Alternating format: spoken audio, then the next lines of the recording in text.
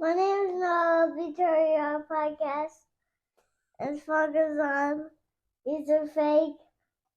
And let's tie our feels that baby forms their family. And we pray as I fill my bowl of prayers. If you drink water, if you drink my podcast. Okay, so she gonna ramble. Okay.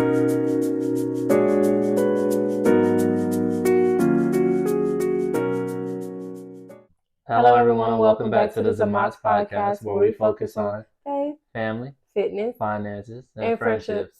Today, I'm going to be reading from 2 Peter chapter 1, verse 3. The title says, Confirming One's Calling and Election.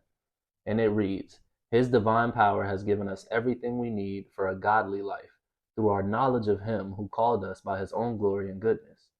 Through these, He has given us His very great and precious promises, so that through them you may participate in the divine nature, having escaped the corruption in the world caused by evil desires. Amen. Amen. All right, family. So my wife is going to be getting into these cards. So we're doing couples edition today. All right. So we're doing the connecting couples deck. All right. We love these cards, and I think they enhance your relationship by asking great questions that you and your partner don't typically discuss or may not have asked each other yet. So let's see what they got for us today. You ready? You want to draw, or you just want me to read it? No, just read it. Okay. Hey y'all, if you could change one thing about me, what would it be and why? If I could change one thing about you, what would it be and why? If I could, I wouldn't. Okay. So the way they worded that question, they messed up. Because if I could, I wouldn't. Well, if you had to. No, that's not the question. Okay. I wouldn't change nothing about you either. It's what makes you who you are. Exactly. So it's kind of weird to like, oh, I would change. You be 6'2" instead of 6'3". Yeah. I wouldn't change anything about you, sweetheart. It says, do you think our relationship would benefit from couples therapy? Why or why not? Yeah, of course. That's not your question. Oh, my bad. Hold on, let me read it again. That was for my bride. It says, do you think our relationship would benefit from couples therapy? Why or why not? Yeah. Of course. Yeah. I would say, well, but it was my question. Okay, so you got it. Go ahead. Explain. I would say yes. Why? Because it's therapy. Like it's something that it can give us insight on some things that we may not have recognized, or blind spots. It could like push us further. Like it'll help. It won't do anything but grow our relationship unless you literally go into like a therapist that intent is to break people up or something. That ain't therapy. But like actual therapy, I feel like it's good to help break down some things that you may not understand, because relationships and marriage is like an ongoing thing. Like you're forever going to be learning your partner. So if therapy can help give you some tools and tactics to like narrate and to be able to work through those things or manage or just do whatever, I feel like it's beneficial. Yeah. Together and separately. Can I answer? Yeah. Okay. So the question said, do you think our relationship would benefit from couples therapy? Why or why not? Yes. I think therapy is therapeutic, to say the least. Right. I think everybody can benefit from therapy, not just couples, but people, period. Right. A lot of people have things in their life that they haven't necessarily dealt with. And to have somebody to sit down and listen to you, discuss some of the problems that you may have experienced in your life is definitely beneficial for everybody, not just couples. But specifically speaking to this question, yes, our relationship would benefit from couples therapy because, like my wife said, it'll help us, point out some blind spots in our relationship. The whole point of blind spots is you don't see them. Right. So we don't know what we don't know about each other, or, ways that we can better serve each other. So yeah, I definitely think couples therapy would help. It would be beneficial for us. Agree. Okay. Do you talk to or text people of the opposite sex that I don't know about? No, I do not. Not unless it's clients of mine. I don't play those type of games. And I do be knowing about them. Yeah. No, I don't even talk to nobody of the opposite sex. Cause no.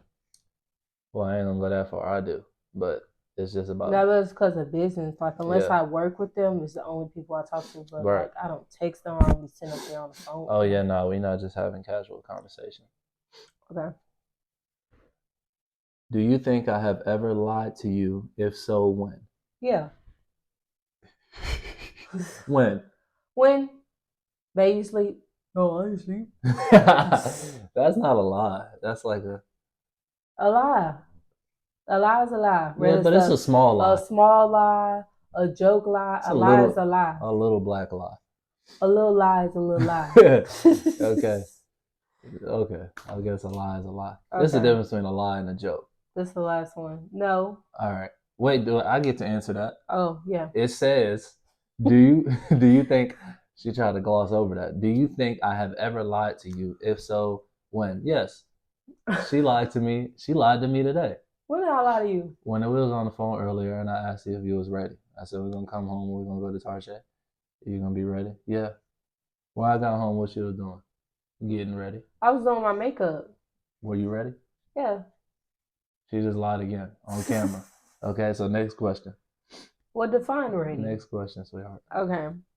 It's yours. It says, well, I got to read mine.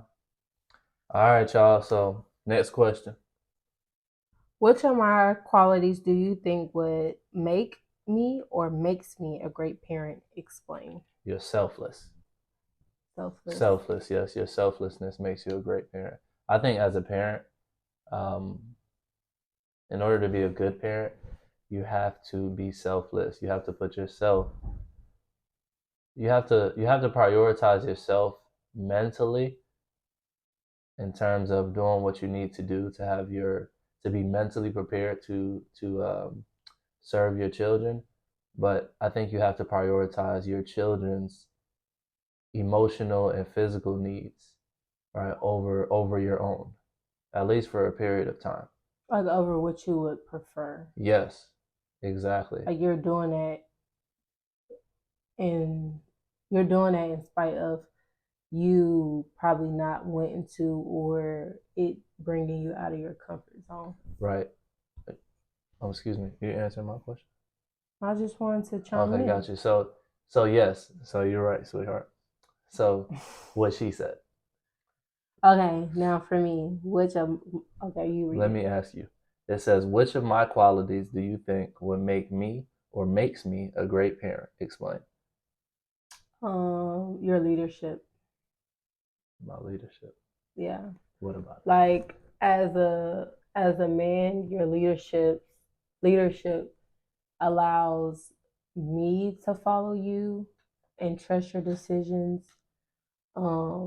And the quality of your leadership. That's what it is. Like your characters of just being selfless and passionate and caring and determined and goal driven and like a go-getter, all that falls under like the characteristics of who you are. Mm-hmm. But it also plays a big role in your leadership, in the fact that we do have girls. As a girl, you need to see a father figure doing that, so that you know 100%. when they're out, they know those qualities to look for when a dude is approaching them, and they know it's gonna happen. Too much dip on your chip now. All right. Okay, we got about 20 more years for that. All right. Okay, so 20. Okay. Next question. Yeah. So just that, like his leadership is one of the things that makes him a great parent, which falls into a whole line of other stuff. So thank you, sweetheart. You're welcome. Okay, that wraps up the questions. Does it? Are we gonna do one more? We want to do one more? Yeah, let's do one more. We'll do one more. Okay. It says, which part of raising me would you thank my parents most for? Most for? Yeah. Which part of raising me would you thank my parents most for? Your humbleness. My humbleness? Okay. Yeah. Like I would say your humbleness and gratitude. Which really, I would say that came with self-development. So let me backtrack. You fully being a man, like even though you didn't necessarily have a father figure in your life, your mom instilled in you a man works, a man provides. And the fact that she instilled that in you is what makes you a man today. Yeah. A major part. Like you can have every other quality in this world, but if you're a man and you're not working and you're not providing for your family, I just feel like you're a boy still. But I feel like that quality of a man must work to eat that she instilled in you is top tier. So thank you for instilling that in him. Thanks, Mom. Okay, so you read it for me. Okay, which part of raising me would you thank my parents most for? I would say the hard times, just them giving you the opportunity to have hard times. Yeah. And I say it like that because it is opportunity, right? All hard times bring an opportunity for you to grow, an opportunity for you to learn. So the fact that you went through so many challenges growing up, it built this woman into a woman, right? Who's resilient, who's strong, who's selfless, caring, loving. Yeah, so I would say that. May seem like a strange answer, but hey, thank you. I think all the things that you've been through is what made you who you are. Yeah, that's true. Yeah, so thank her parents for allowing her to partake in those rough times. For sure, you right on. All right, y'all, we done with these questions. Let's get into the pod. All right, family. So this week we wanted to discuss your response to life, okay, or our responses to life. You know, all of us are living in this world, and all of us are dealing with some type of trouble. We're dealing with some type of headache, some type of heartache, some type of pain or suffering in some way. Everybody, right? Nobody's absolved of that opportunity, right? So I think that a lot of us don't have the right attitude towards life, and that's why life turns out or seems to be turning out a certain way for us, because of our attitude, right? There's only two things that we control in this world, right? It's our activity and it's our attitude. So it's the things that we do, right, and then how we respond to the things that happen. Okay, so your decisions, right, your choices and your decisions, and then your attitude towards life or towards people or towards anything, right? Those are the only two things that you can really control, right? Your activity and your attitude.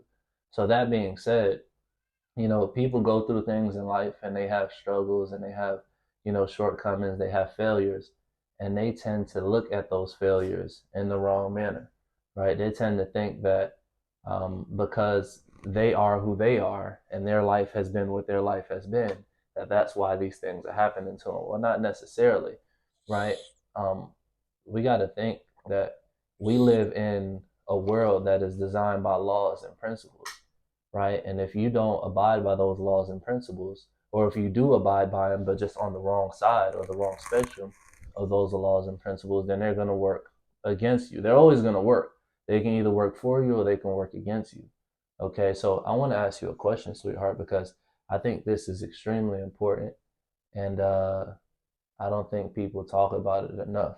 What do you think is the main factor in somebody's attitude towards life?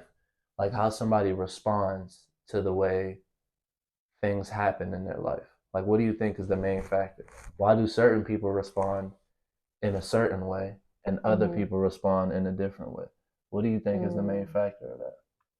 So basically people willingness to actually want to see things from a different perspective. Like I feel like for example, the way I used to respond used to be very like just flustered, very like now reactive. It's more very reactive. Now it's just like, okay, that's life. Like, okay, what can I do to alleviate the frustration Mhm. or to just make it happen. But But what for do you me to think? become, and I feel like trial and error, like me bumping my head and continue to Okay, respond to certain got you. situations angry or just super quick Mm-hmm. and not actually taking the time to process and to think about the situation and to evaluate, okay, like, okay, I can react this way, I can react this way. Mm-hmm. It's not going to bring me any type of benefit to react negative or Mm-hmm. to be dramatic or to be just just rough and angry Right. about it. So I Right. feel like trial and error. Like if you actually have to want to change, you have to want, a positive outcome in order to reach that point to where it's like whenever certain situations happen or whatever lives and And you it be how life. you yeah and how you respond to life is ultimately going to be your outcome for every situation. Like Yeah. it's a seed. Like, so something happened to you and you respond angry or you'd be dirty and trifling towards somebody Mm-hmm. because, oh, I didn't like that or that's the way I just felt about the situation. Mm-hmm. 10 times out of 10, you're supposed to learn something out of a situation, or it's supposed to grow you, or it's supposed to teach you a lesson. Mm-hmm. And when you avoid those things, those situations keep happening. Like certain things happen to people like, oh, I'm always this, I'm always that, I'm always this. Well, you're always that because you're not passing those tests that are coming. Right. You're reacting the exact same way and expecting different results. Like you're Mm-hmm. being negative about certain things every single time that you're, faced with certain life things that are thrown at you, and then you're expecting something different. Yeah. That's not going to happen. It's the Yeah. outcome of, you know, how you respond to things is the outcome of how your life is and how many times that same thing is going to keep happening. Yeah. That's so good. I'm glad you said that too, because I was going to ask you when you were talking, but then you answered my question. So you have to have the willingness or the want to change, right? Because let's face it, everybody has trials and tribulations, right? But again, some people have those trials and tribulations and they respond in a certain manner where those same trials and tribulations come up, right? And it's just nothing ever changes, right? But then we have other people that have those same trials and tribulations and they think, man, last time I responded this way, or last time I reacted this way, and I didn't really think, I just reacted. So now I'm going to respond to the situation. I'm going to think, what can I do this time so that this doesn't happen? Or what can I learn from this? Or how can this better serve me in the future? Right? How can I allow this to be an opportunity as opposed to something that becomes detrimental to my life? Right? See, here's the thing. Life doesn't happen to you. Life happens for you. Okay, so we don't understand that everything that happens in our life happens for us. It doesn't happen to us, right? It's just about having the right perspective.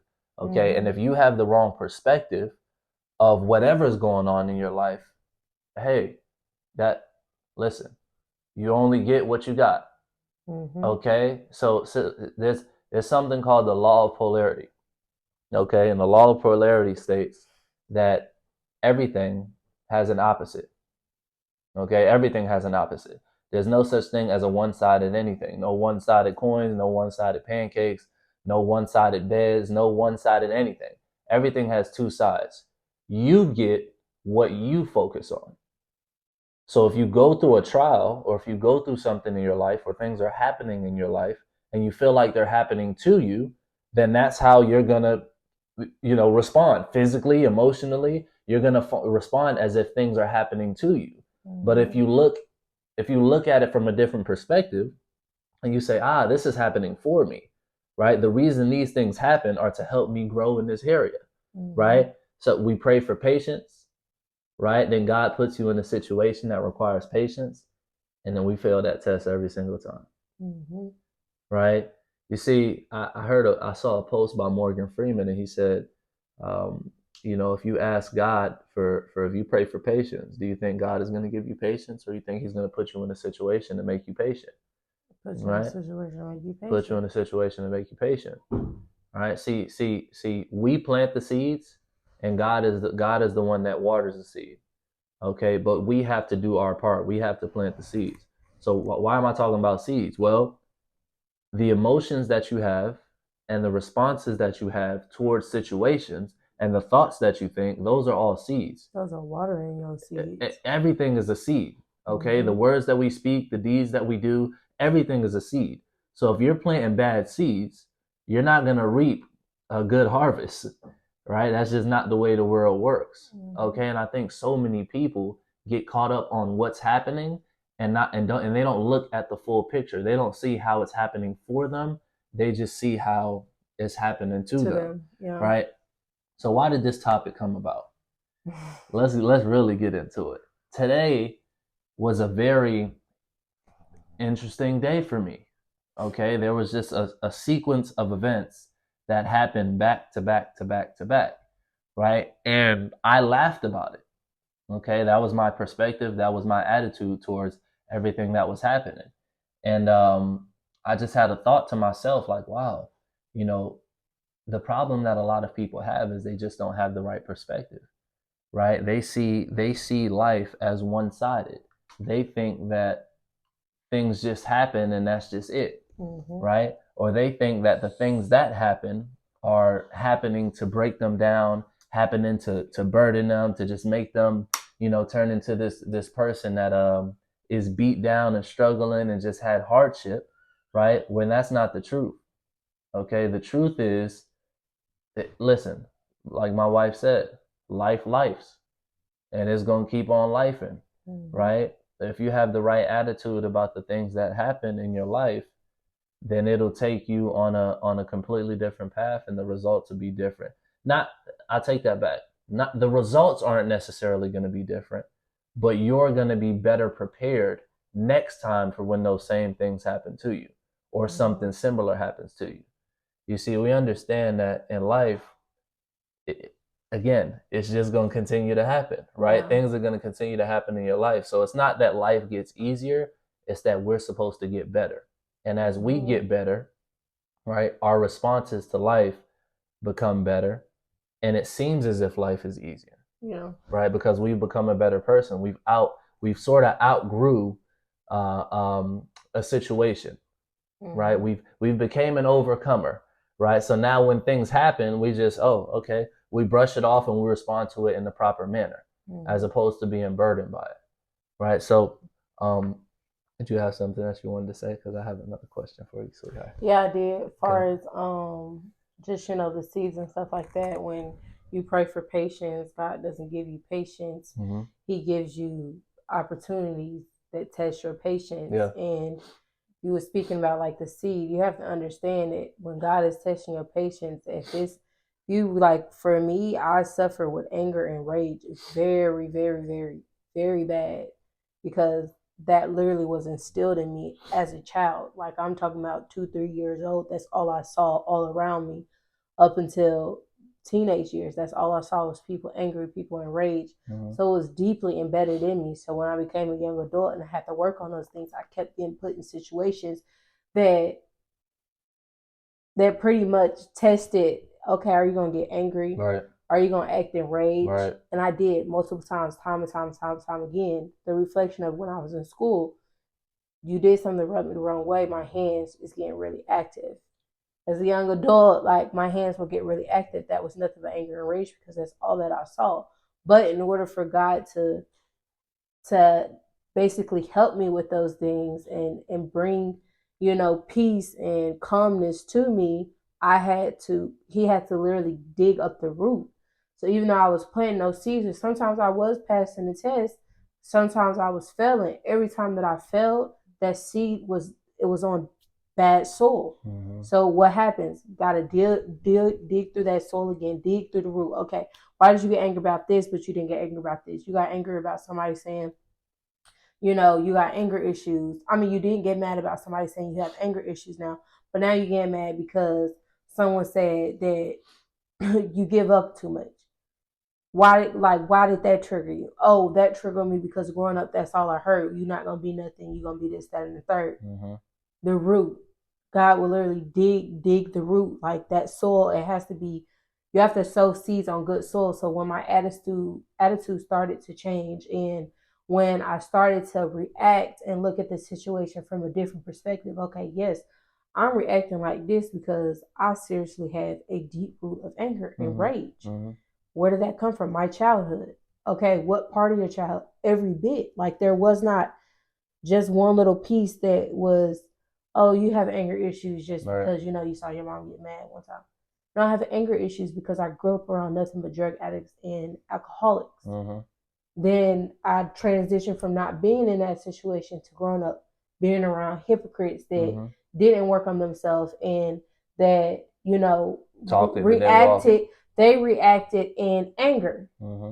With my mom, that was rage. Yeah. With my dad, that was anger. You get what I'm saying? So I have a double whammy of both those things that had to be deeply, pulled out of me. Yeah. And not to say that those things don't come up now, but I just know how to react to it. I know that me getting angry, blowing up, and throwing a fit about the situation, that's only going to hinder my growth. That's only going to take me back 10 more steps. Because when you keep reacting, you keep backsliding, basically, you having to revisit deeper, like you having to visit those things that trigger you and visit the things that you're traumatized about that you're hiding and suppressing. So I would say just was adding on to that. That's good. When those seeds that every time you plant it, if it's not on good soil, like if those roots aren't dug up, it's going to be a constant cycle of, that facade of like you're putting on like, oh, I've worked on this, this doesn't bother me.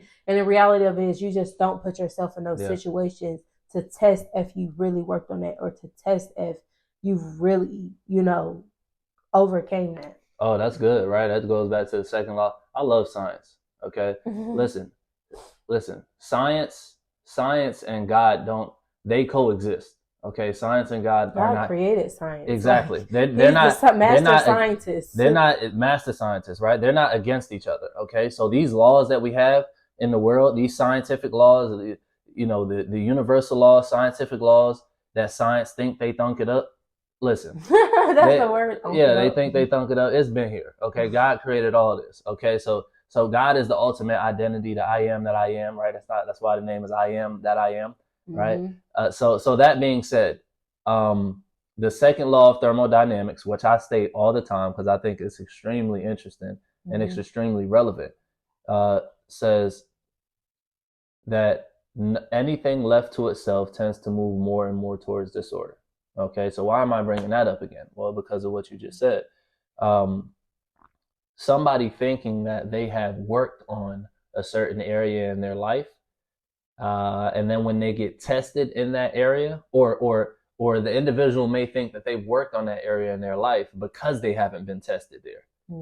Once you get tested there, then you'll see if you really worked on that area, if you're really healed, if you really overcame that struggle that you were struggling with, right? You see, your faith has to be tested, right? The words that you speak, they have to be tested, right? That's why when you profess something, and when you say you're going to do something, the first thing that comes up is objections. The first thing that comes up is disorder, right? It's chaos because it has to be tested.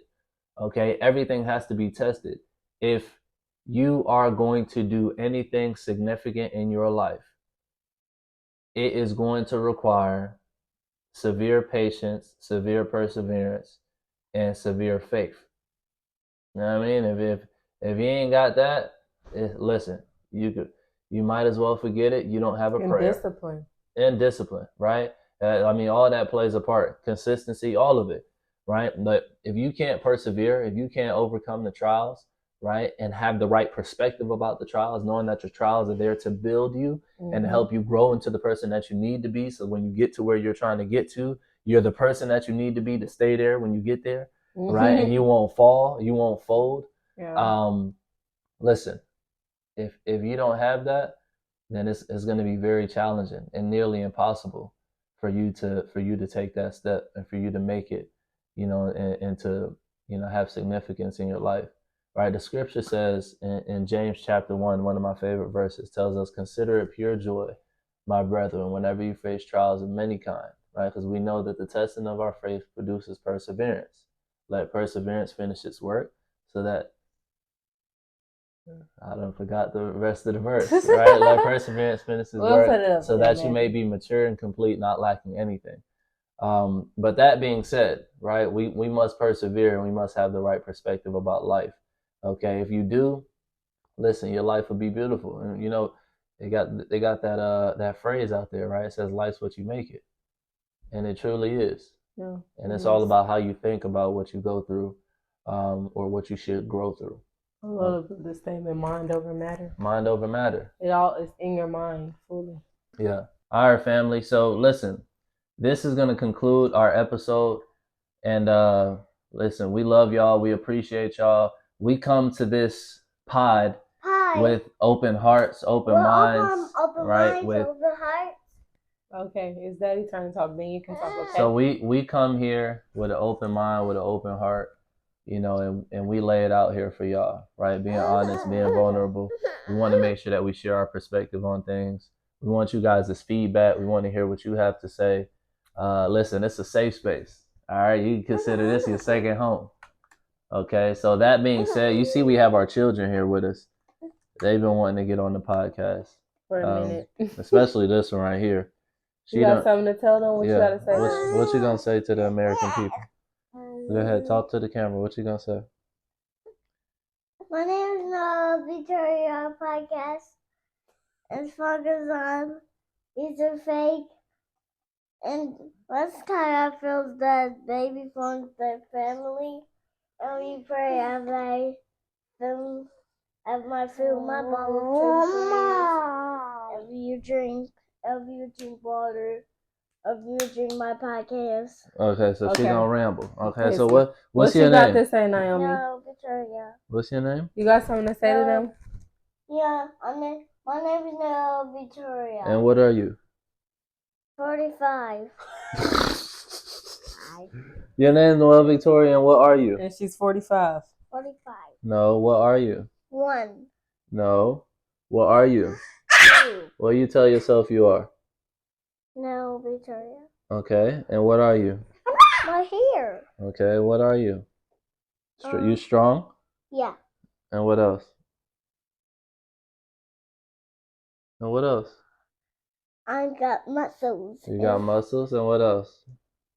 I got some. You got muscles too? Ooh. I All right, say bye, babe. All right, Naomi, you got something to say? Naomi. I like your muscles, girl. She's like, you gonna look at these muscles? Anyways, y'all, this wraps up this episode. That's pretty much all I gotta say. You know, find joy in every situation. It will help the outcome a lot. It will help your peace and calmness about it. So that's y'all homework for the week, for the month, for the year, for however long it takes. We love y'all. We appreciate y'all. Let love fill your hearts, family. Peace. Peace and blessings. Bye. Say bye. Say bye, baby. Bye. Say bye. Bye. Easter bye. Bye. We out. We out.